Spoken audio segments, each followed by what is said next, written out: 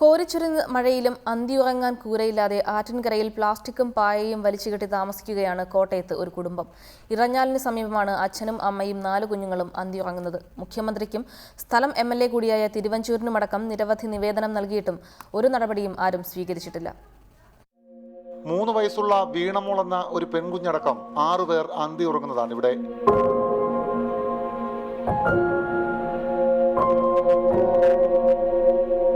ഇറഞ്ഞാൽ പാലത്തിന് സമീപത്തെ പുറമ്പോക്കിൽ ഫ്ലെക്സ് ബോർഡുകളും ടാർപോളിനും വലിച്ചു കെട്ടിയിരിക്കുന്ന ഇവിടെ വിനോദും ഭാര്യ കുഞ്ഞുമോളും 4 മക്കളും അന്തിയുറങ്ങാൻ തുടങ്ങിയിട്ട് 15 ദിവസം കഴിഞ്ഞു.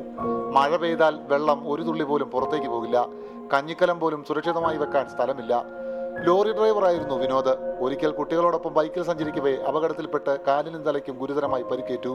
ചികിത്സാ ചെലവ് മൂലം വാടക കൊടുക്കാൻ കഴിഞ്ഞില്ല. അതോടെ വാടക വീട്ടിൽ നിന്നും ഇറങ്ങി. വണ്ടി ഇടിച്ച് കഴിഞ്ഞപ്പോഴത്തേക്കിന് 3 മാസം വാടക 3000 രൂപ വെച്ചായിരുന്നു. 9000 രൂപ 10000 രൂപ സെക്യൂരിറ്റി കൊടുത്തിരുന്നു. 9000 രൂപ അവരൊക്കെ പിടിച്ചു.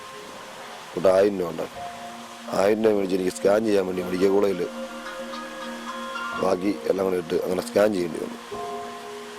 പിന്നെ അവിടുത്തെ മരുന്ന് കാര്യങ്ങളൊക്കെ പിന്നെ കൂട്ടുകാർ അവരൊക്കെ സഹായിച്ച് പിന്നെ എന്നാലും ഈ ഒരു വരവും വരെ ഇങ്ങനെ വന്നിരിക്കുന്നു. സുമനസ്സുകളുടെ സഹായത്തോടെ അന്നന്നത്തെ ആഹാരം കഴിക്കുന്ന ഇവരുടെ റേഷൻ കാർഡ് APL-ഉമാണ്.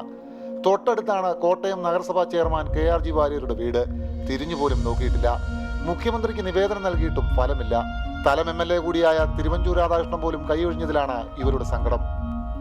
സമയമുള്ളപ്പോൾ മന്ത്രി തിരുവഞ്ചൂർ രാധാകൃഷ്ണൻ ഇതിലെ ഒന്ന് വരണം.